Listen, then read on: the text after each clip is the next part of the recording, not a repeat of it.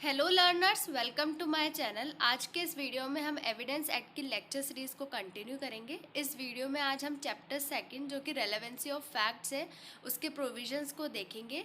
तो इस वीडियो के अंदर मैंने सेक्शन 5 से लेकर 10 तक के प्रोविजंस को कवर किया है और इससे पहले वाली वीडियो में मैंने सेक्शन 1 से लेकर 4 जो कि चैप्टर 1 प्रिलिमिनरी है वो वाले टॉपिक्स को कवर किया है।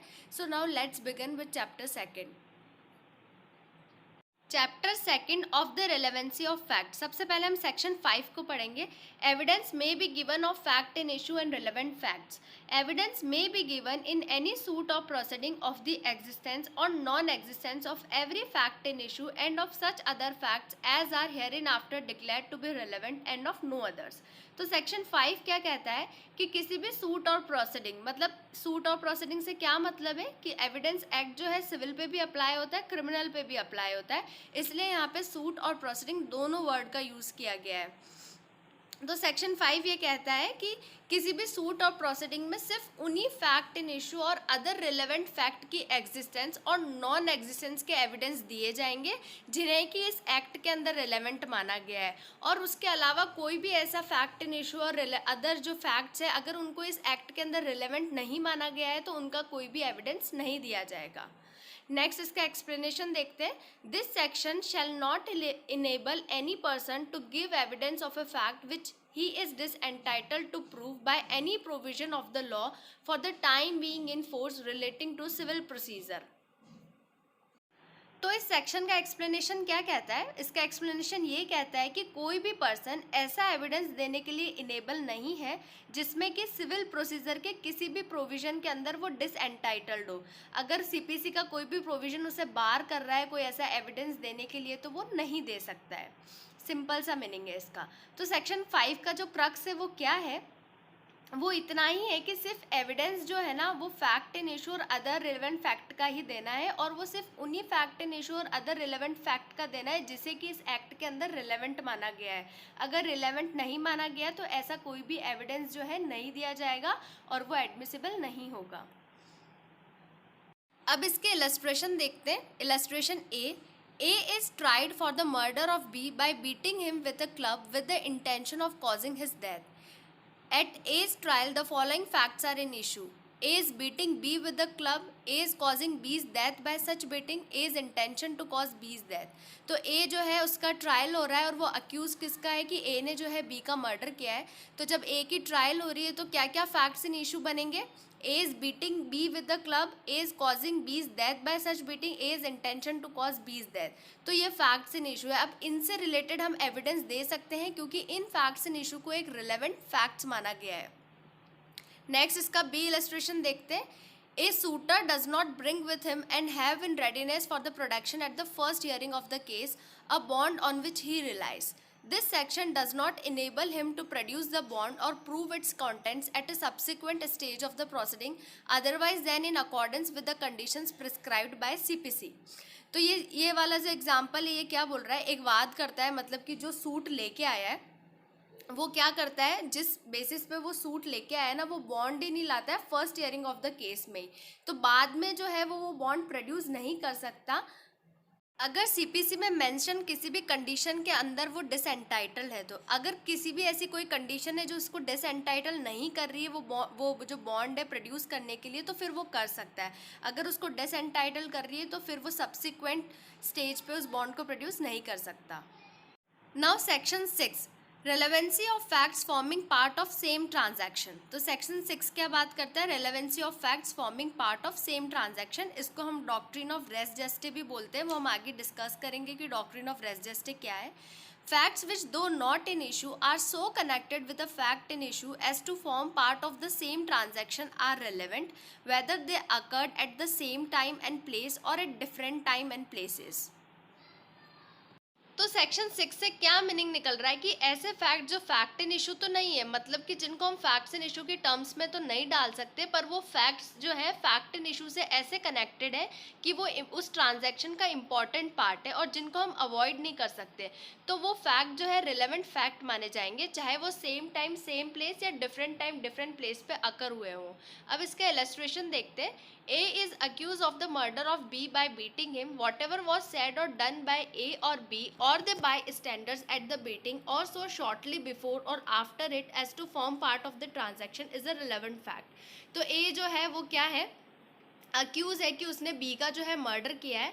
तो ए और बी के बीच में जो कुछ भी बात हुई है और ए और बी के आसपास जितने भी लोग खड़े थे उन्होंने जो कुछ भी सुना, जो कुछ भी देखा, उस इंसिडेंट से पहले या उस इंसिडेंट के बाद जितनी सारी चीज़ें हुई है उस प्लेस पे, वो सारी चीज़ें जो है रेलेवेंट फैक्ट माना जाएगा और वो ए की ट्रांजैक्शन का पार्ट माना जाएगा. अब देखते हैं what is doctrine of res gestae. This section is based on the principle of English law which is known as res gestae. It is a Latin word which means the thing said and done in the course of a transaction. तो ये वही बात है जो अपन ने अभी पहले discuss की कि जो सारी चीज़ें कही गई या सुनी गई है तो उसको क्या माना जाएगा, रिलेवेंट फैक्ट माना जाएगा. इन the course of same transaction में जो सारी भी चीज़ें कही और सुनी गई है उन सबको क्या मानेंगे हम, रिलेवेंट फैक्ट मानेंगे. अब इसमें केस लॉ देखते हैं. Rattan versus queen. The woman on receiving bullet injury contacted the telephone operator and said, "Get me the police, please." But before the operator could connect the call to the police, the lady who spoke in distress gave her address and then the call ended suddenly. Thereafter, the police went to the address so given within few minutes and found the dead body of a woman. अब इस case में क्या क्या चीज़ें relevant मानी जाएगी, मतलब कौन कौन से फैक्ट्स जो है उनको रिलेवेंट मानेंगे हम, कि वो पुलिस को फ़ोन करना, पुलिस का वहाँ पे पहुँचना और उस लेडी का अपना एड्रेस देना और पुलिस जब उस एड्रेस पे पहुँची थी तो उसकी डेड बॉडी मिलना. तो ये सारी चीज़ें जो है ये part of the same transaction हुई है. तो इन सारी चीज़ों को हम क्या मानेंगे, एज ए रिलेवेंट फैक्ट मानेंगे. और ये फैक्ट इन इशू तो नहीं है पर ये उस ट्रांजैक्शन का पार्ट है. तो इसी को हम कहते हैं doctrine of res gestae. Next section is section 7, facts which are the occasion, cause or effect of fact and issue.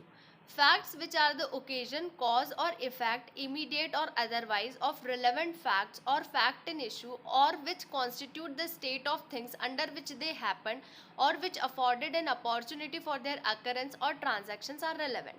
तो सेक्शन 7 क्या कहता है कि ऐसे फैक्ट्स जो कि रिलेवेंट फैक्ट और फैक्ट इन इशू से रिलेटेड है, जो कि ओकेजन, कॉज, इफेक्ट और अपॉर्चुनिटी को शो करते हैं, तो उन फैक्ट्स को हम क्या मानेंगे, रिलेवेंट फैक्ट से मानेंगे. अब इसका इलस्ट्रेशन देखते हैं. The question is whether A robbed B. The facts that shortly before the robbery B went to a fair with the money in his possession and that he showed it or mentioned the fact that he had it to third person are relevant. तो इसमें क्या है, क्या question है कि weather A robbed B, क्या ए ने जो है बी के साथ लूट की है. तो अब इसमें फैक्ट्स क्या है कि शॉर्टली बिफोर द रॉबरी, मतलब कि जब बी के साथ लूट हुई थी उससे पहले बी जो है कहाँ गया था, एक मेले में गया था और उसके पास कुछ पैसे थे. और वो जब उस मेले में गया तो वहाँ उसने कुछ लोगों को बताया कि उसके पास पैसे हैं. कुछ 3-4 लोगों को उसने बताया होगा वहाँ पे.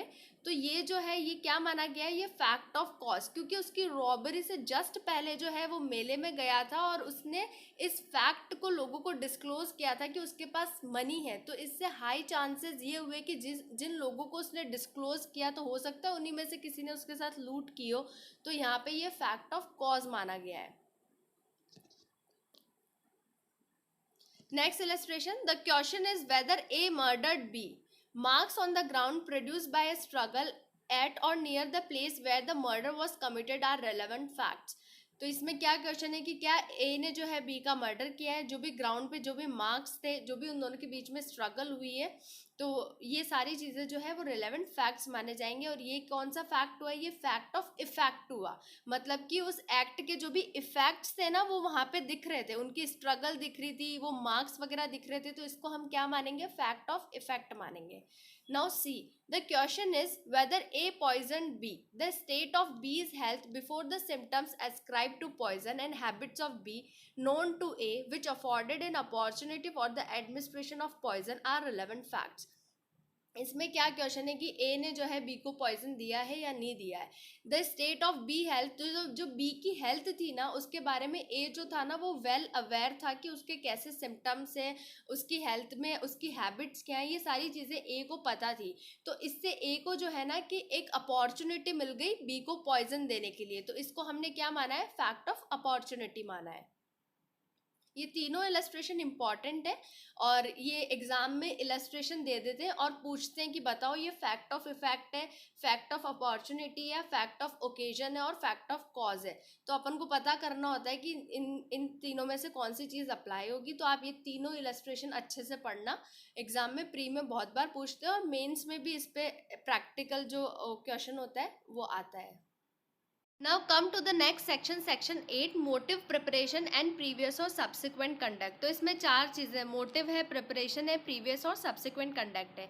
Any fact is relevant which shows or constitutes a motive or a preparation for any fact in issue or relevant fact। तो ऐसे सारे facts जो है relevant है, जो कि show करता है या constitute करता है किसी भी इंसान का motive या preparation किसी भी fact in issue और relevant fact से related हो। तो फिर उसके बाद सेकंड पैराग्राफ देखते हैं, the conduct of any party or of any agent to any party to any suit of proceeding in reference to such suit of proceeding or in reference to any fact in issue therein or relevant there to. तो जो there to तक वाली बात है वो क्या है, किसी भी पार्टी या किसी भी पार्टी का कोई भी एजेंट जो है किसी भी सूट ऑफ प्रोसीडिंग से रिलेटेड है या फिर किसी भी fact in issue relevant fact से रिलेटेड अगर कोई भी कंडक्ट है उस पार्टी का या उस पार्टी के एजेंट का, तो वो कंडक्ट जो है हम क्या मानेंगे, रेलेवेंट मानेंगे। Secondly, and the conduct of any person and offence against हुम is the subject of any proceeding is relevant.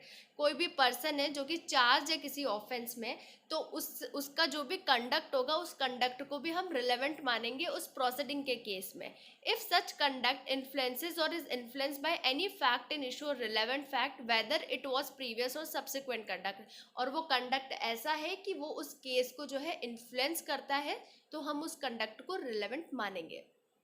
अब सेक्शन 8 का एक्सप्लेनेशन 1 देखते हैं। The word conduct in this section does not include statements unless those statements accompany and explain acts other than statement. पहले यहाँ तक का अपन देख लेते हैं। जो कंडक्ट है ना वो स्टेटमेंट इंक्लूड नहीं करता। कब इंक्लूड नहीं करता, जब वो स्टेटमेंट ऐसा है कि किसी भी एक्ट को एक्सप्लेन नहीं कर पा रहा हो या किसी भी एक्ट के साथ अकम्पनी नहीं कर पा रहा हो। ठीक है, अगर वो स्टेटमेंट किसी एक्ट के साथ जुड़ रहा है या उस एक्ट को एक्सप्लेन कर रहा है, तब हम उस कंडक्ट में स्टेटमेंट को रेलेवेंट मानते हैं। अगर वो सिर्फ ऐसे ही स्टेटमेंट है तो हम कंडक्ट के अंदर स्टेटमेंट को नहीं इंक्लूड करते हैं। सेकेंड चीज, but this explanation is not to affect the relevancy of statement under any other section of this act. पर इसका ये मतलब नहीं है कि हम उस स्टेटमेंट को एकदम नल एंड वॉइड कर दें, उस स्टेटमेंट की कोई रेलेवेंसी ही नहीं माने। नहीं, अगर वो स्टेटमेंट किसी और सेक्शन के अंदर रेलेवेंट है तो हम उस स्टेटमेंट को वहाँ पे रेलेवेंट मानेंगे। अगर हम सेक्शन 8 के अंदर रेलेवेंट नहीं मान रहे, इसका मतलब ये नहीं है कि हम आगे किसी और सेक्शन के अंदर उसको रेलेवेंट नहीं मानेंगे। सिर्फ हम कंडक्ट के सेंस में उस स्टेटमेंट को जो है हम रिलेवेंट नहीं मान रहे। और क्यों नहीं मान रहे, क्योंकि वो स्टेटमेंट जो है किसी एक्ट को एक्सप्लेन नहीं कर पा रहा है, किसी एक्ट के साथ जुड़ नहीं पा रहा है, उसकी वैलिडिटी को एक्सप्लेन नहीं कर रहा है, इसलिए हम उस स्टेटमेंट को जो है यहाँ पे वैलिड नहीं मानते हैं। सेकेंड एक्सप्लेनेशन देखते हैं। When the conduct of any person is relevant, any statement made to him or in his presence and hearing which affect such conduct is relevant. अब यहाँ पे कंडक्ट ऑफ एनी पर्सन कब relevant माना गया है, जबकि कोई ऐसा स्टेटमेंट बोल रहा है उस पर्सन की प्रेजेंस में और उस स्टेटमेंट से उस पर्सन में कुछ चेंजेस दिख रहे हैं हमें। जैसे कि मान लो मैंने बोला कि यार मेरी घड़ी किसी ने चोरी कर ली और पास में कोई इंसान खड़ा है, उसी ने मेरी घड़ी चोरी की है, तो उसको थोड़ा डर तो लगता है ना, वो उस जगह से खिसक जाता है। तो मेरा स्टेटमेंट से सामने वाले पर्सन को अफेक्ट हुआ है, उसकी प्रेजेंस, और जब वो प्रेजेंट था और जब उसने सुना तो उसके कंडक्ट में बदलाव आया। कैसे बदलाव आया कि वो उस जगह से चला गया। तो यहाँ पे हम उस पर्सन का कंडक्ट जो है वो रेलेवेंट मानेंगे। अब एक क्वेश्चन आता है इसमें, व्हेन कंडक्ट इज रेलेवेंट, ये रिटर्न में आता है, बहुत बार पूछा जाता है। इसमें एक्सप्लेनेशन 1 और 2 दोनों ही इंपॉर्टेंट है, आप दोनों को अच्छे से देख लेना। अब 1 और 2 से रिलेटेड हम इलस्ट्रेशन देखते हैं।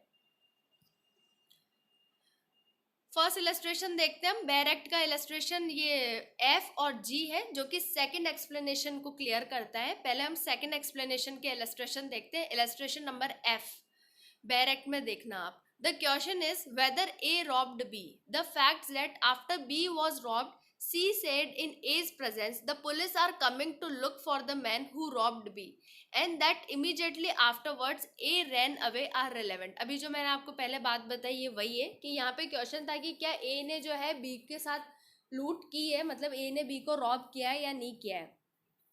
After B was robbed C said, तो बी जब बी के साथ जब लूट हो गई तो सी ने बोला ए की प्रेजेंस में, ए ने ही बी के साथ लूट की थी, तो सी ने बोला कि पुलिस आ रही है उस इंसान को देखने जिसने बी के साथ लूट की है। तो इससे क्या हुआ, जो ए वहां पे खड़ा था वो इमीडिएटली वहां से भाग गया, उसको डर लगा कि पुलिस मुझे पकड़ लेगी, कुछ भी पूछेगी तो मैं पकड़ा जाऊंगा। तो सी के स्टेटमेंट से ए का कंडक्ट शो हुआ और उसका कंडक्ट जो है यहाँ पे रिलेवेंट माना गया। जी देखते हैं, the question is whether A owes B ₹10,000, the fact that A asked C to lend him money and that D said to C in A's presence and hearing, I advise you not to trust A, for he owes B 10,000 rupees, and that A went away without making any answer are relevant. तो इस illustration में क्या है, ए ने जो है सी से कुछ रुपए मांगे, तो डी ने सी को बोला कि मेरी एडवाइस तो तुम्हें यही है कि तुम इसको ट्रस्ट मत करो और इसको कोई भी पैसे मत दो, क्योंकि ए जो है उसने ऑलरेडी क्या कर रखा है, बी से 10,000 रुपये उधार ले रखे हैं और उसको अभी तक लौटाए नहीं है, तो तुम भी इसको पैसे उधार मत दो। तो ये सब जो डी जो है ये सब ए की प्रेजेंस में ही बोल रहा था, और इसके बाद ए जो है ये सब बोलने के बाद ए जो है उस जगह से चला गया बिना कुछ आंसर किए। तो ए का जो ये कंडक्ट है, इस कंडक्ट को हम रिलेवेंट मानेंगे।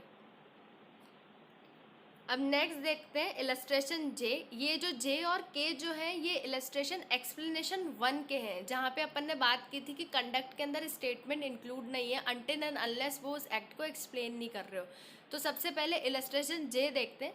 The question is whether A was ravished, the facts that shortly after the alleged rape she made a complaint relating to the crime, the circumstances under which and the terms in which the complaint was made are relevant. The fact that without making a complaint she said that she has been ravished is not relevant as conduct under this section, though it may be relevant as a dying declaration under section 32 subclause 1 or as corroborative evidence under section 157. तो यहाँ पे question क्या है कि क्या ए के साथ rape हुआ, तो ए जो है उसके साथ जब रेप हुआ तो उसने कंप्लेन भी फाइल की, उसने सर्कमस्टांसेस एंड टर्म्स भी बताए कि क्या क्या उसके साथ हुआ। तो ये सारे स्टेटमेंट्स जो है उनको रिलेवेंट माना गया क्योंकि उसके एक्ट को ये एक्सप्लेन कर रहे थे।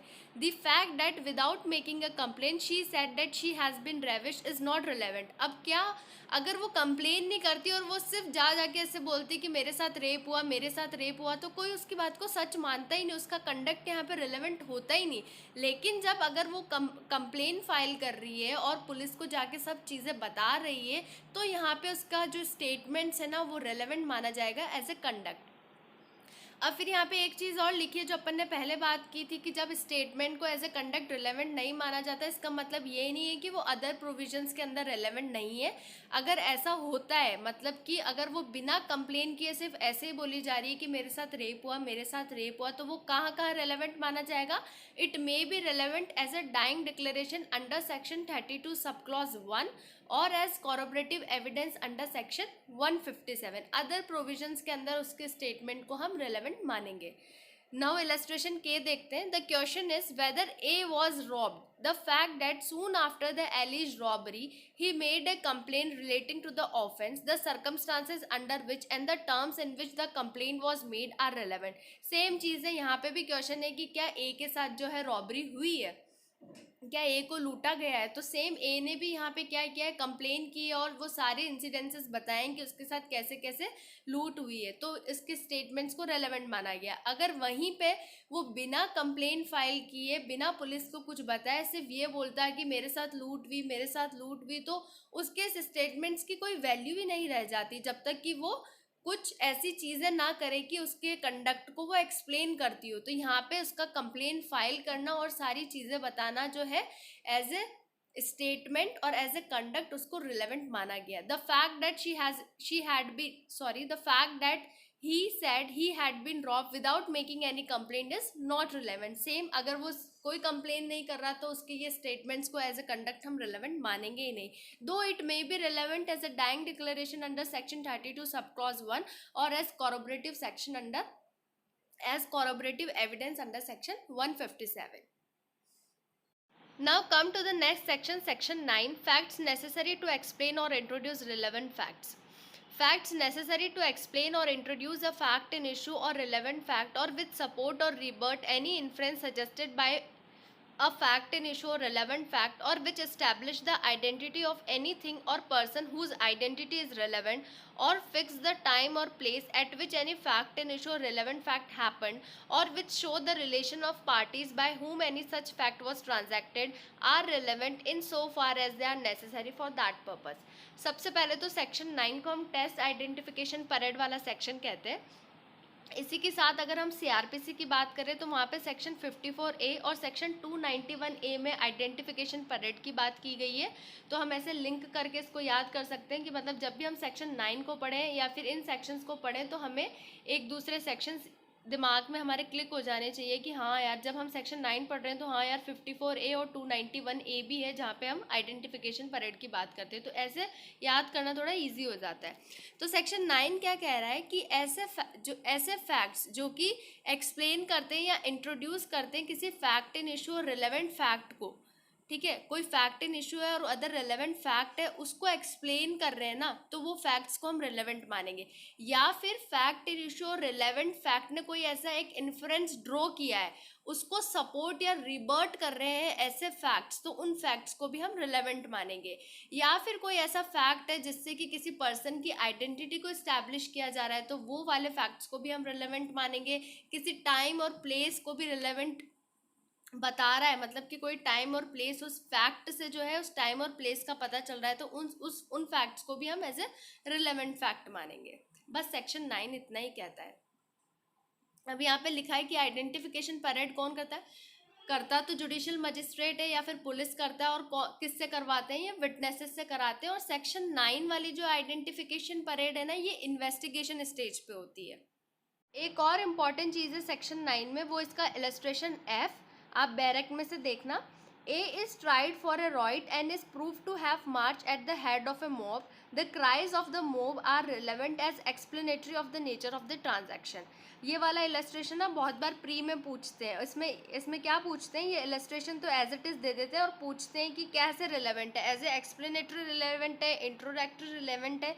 तो अपन को ये वाली चीज़ यहाँ पे याद होनी चाहिए कि ये रिलेवेंट है as explanatory of the nature of the transaction. तो ये वाला इलस्ट्रेशन बहुत इंपॉर्टेंट है और ये बहुत बार प्री में पूछा जाता है. Now come to the next section, section 10, things said or done by conspirator in reference to common design. Where there is a reasonable ground to believe that two or more persons have conspired together to commit an offence or an actionable wrong, anything said, done or written by any one of such person in reference to their common intention after the time when such intention was first entertained by any of them is a relevant fact as against each of the person believed to be so conspiring, as well as for the purpose of proving the existence of conspiracy as for the purpose of showing that any such person was a party to it. तो section 10 है ना, इसको हम rule of agency के नाम से भी जानते हैं. इस पे भी क्वेश्चन आता है कि सेक्शन 10 जो है उसको और क्या कहते हैं. तो ये याद रखना कि सेक्शन 10 को हम रूल ऑफ एजेंसी कहते हैं. तो सेक्शन 10 यही कहता है कि जहाँ पे दो और दो से ज़्यादा पर्सन जो है उन्होंने मिलके कोई कॉन्स्पिरेसी की है कि वो क्या करेंगे, या तो कोई ऑफेंस कमिट करेंगे या फिर ऐसा कोई एक्शनेबल रॉन्ग कमिट करेंगे. तो इस कॉन्स्पिरेसी के दौरान वो कुछ भी ऐसी चीज़ करते हैं, कुछ भी ऐसा रिटर्न में कुछ लिखते हैं, तो वो सारी चीज़ें को हम क्या मानेंगे, रेलेवेंट मानेंगे. और उन सारे पर्सन्स को हम क्या मानेंगे, यहाँ पे लाइबल मानेंगे जो कि उस कॉन्स्पिरेसी का पार्ट है. सेक्शन 10 बस इतनी सी बात करता है. That's all from today's video. अगर आपको इन सेक्शंस के किसी भी पार्ट में कोई भी प्रॉब्लम है या कोई भी डाउट है, कुछ भी चीज़ आपको नहीं समझ में आई है, तो आप मुझे कमेंट करके पूछ सकते हैं, मुझे मेल भी कर सकते हैं. एंड येस, अगर आपको ये वीडियो हेल्पफुल लगा हो, इन्फॉर्मेटिव लगा हो, तो please do like, share and subscribe to my channel. Thank you so much.